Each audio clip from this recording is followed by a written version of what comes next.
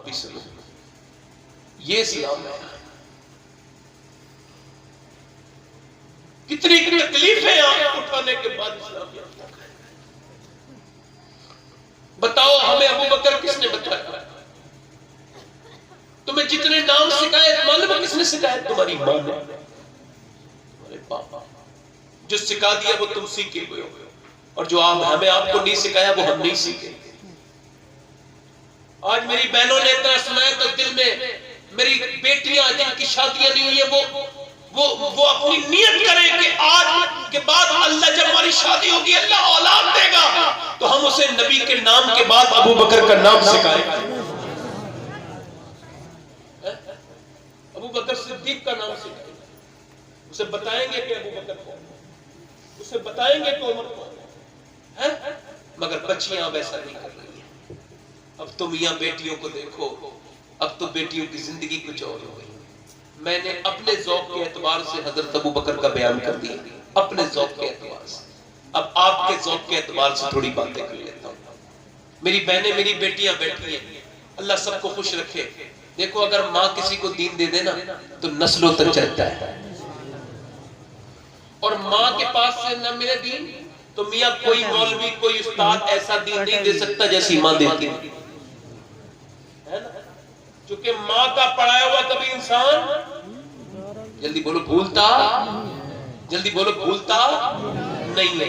ماں کا پڑھایا ہوا انسان کبھی نہیں بھولتا، اور زمانے میں کوئی بھی اسے پڑھا دے تو وہ بھولتا ہی جائے گا۔ مگر غور کریں آپ، ماں کیسے پہلے کے زمانے کی عورتیں پڑھاتی تھی، اچھی باتیں بتاتی تھی۔ آج کے زمانے کی عورتیں مسئلے چھوڑا دو، مختلف ہے۔ آج کل زمانہ کیسا ہے؟ آج کل جو سیکھ رہی ہے وہ سیکھ رہی ہے میاں موبائل سے اور فلموں سے، گانوں سے۔ پہلے کی بچیاں کائے سے سیکھتی تھی؟ قرآن سے، حدیث سے، بزرگوں سے۔ یہ غوث الاعظم کا نام کس نے سکھایا؟ ہماری ماں نے۔ اور آج بچوں کو نہیں پتا تو کس نے نہیں بتایا؟ جلدی بتاؤ، کس نے نہیں بتایا؟ ان کی ماں نے۔ ماں دیکھو، بچے جب نیک ہوتے ہیں، بچے شریف ہوتے ہیں، آپ کو میں بتاتا ہوں، ذرا دھیان کریں آپ۔ ایک بچہ بریلی میں تھا، 6 سال کا بچہ تھا، اور وہ بچہ 6 سال کا بچہ تو کچھ زیادہ نہیں جانتا نا، بہت تھوڑا ہی جانتا ہے، مگر 6 سال کا بچہ وہ عجیب بچہ تھا۔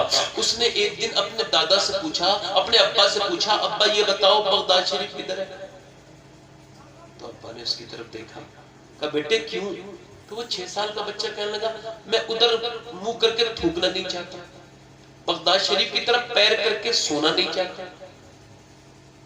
تو باپ نے گود میں اٹھا لیا اور کہا میرے بیٹے، ہم نے جو نام تجھے سکھایا تھا اس کا رنگ جتنا ہم چاہتے تھے اس سے کہیں زیادہ چڑھ گیا۔ بیٹے نے 6 سال کے جب یہ کہا تو دادا خوش، باپ خوش، پورا گھرانہ خوش، اور جب وہ بچہ بڑا ہوا تو اسی کا نام احمد رضا خان فاضلِ بریلوی ہو گیا۔ نعرہ تکبیر، نعرہ رسالت، نعرہ غوثیت، مسلک اعلیٰ حضرت، یہ ہے ہمارے نبی کی شان۔ 6 سال کے بچے کو کس نے غوث پاک کا نام سکھا دیا؟ کس نے بتا دیا کہ کیسے اپنے بچوں کو یہ بچانا ہے؟ آپ کو میں بتا رہا ہوں، اگلا زمانہ بدعقیدگی کا ہوگا، اور زیادہ تر لوگ بدعقیدگی کی طرف دوڑ رہے ہیں آج کے زمانے میں۔ پھر سوشل میڈیا ادھر ادھر کی، اس کی بھی سن لی، اس کی بھی سن لی۔ تو میری بہنوں پہ یہ آتا ہے ذمہ داری کہ وہ اپنے بچوں کو عاشق رسول بنائیں، اور اس کے لیے کیا کرنا ہے یہ سن لو۔ کچھ نہیں کرنا، زیادہ کام نہیں ہے، کام بس تھوڑا سا ہے، ایک ہی کام کرنا ہے۔ اچھا میں آپ سے پوچھتا ہوں، ایک بات دھیان رکھنا، آپ کو ایک ہی کام کرنا ہے میری بہنوں کو کہ اپنے بچوں کے ہاتھ میں تسبیح دینی ہے۔ چھوٹے بچے کے 8 سال کے 9 سال کے کہہ لگے بچے جتنی دیر چاہے اتنی دیر کھیلنا، مگر پہلے 100 مرتبہ اپنے نبی پر درود پڑھ دے، بس 100 مرتبہ درود پڑھ دے۔ تو 100 مرتبہ درود پڑھ دے، اس کے بعد تیری مرضی ہے۔ اچھا میں پھر آپ سے پوچھتا ہوں، اپنے دیکھو منہ سے جواب مت دینا، اندر دینا، کوئی منہ سے جواب مت دینا، پوچھوں گا مگر جواب اندر دینا۔ ہم میں سے کتنے لوگ ایسے ہیں جو 100 بار درود پڑھ لیتے ہیں.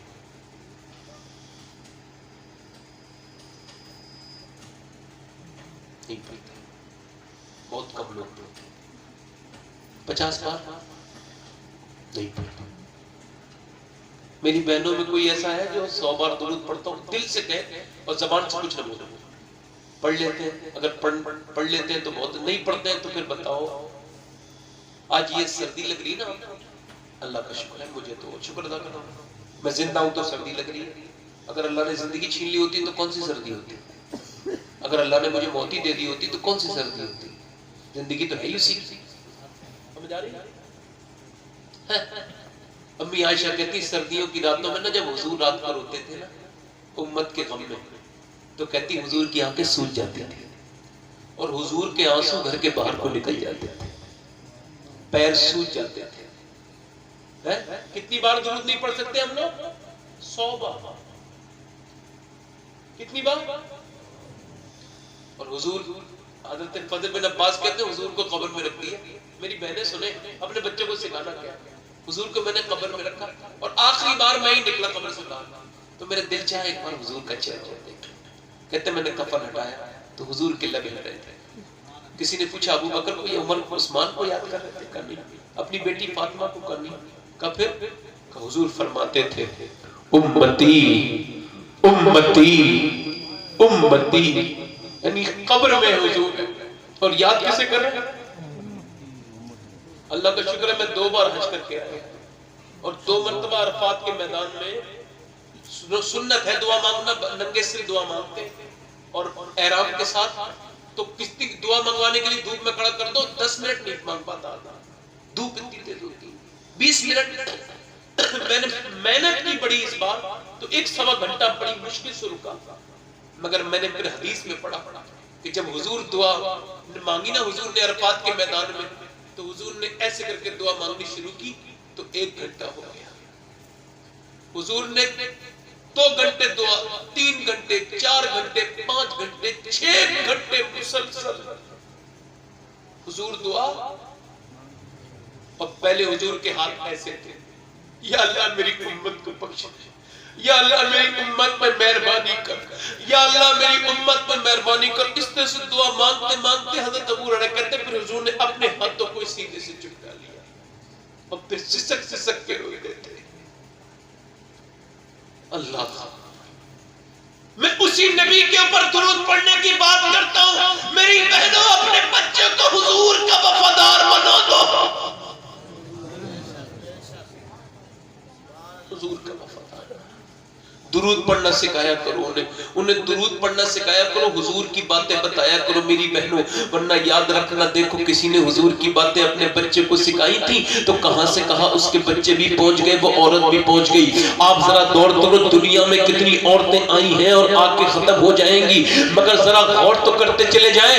وہ معین الدین چشتی کی ماں کتنے نصیب والی تھی کہ آج اس کے بیٹے کا نام بھی زندہ ہے اور ماں کا نام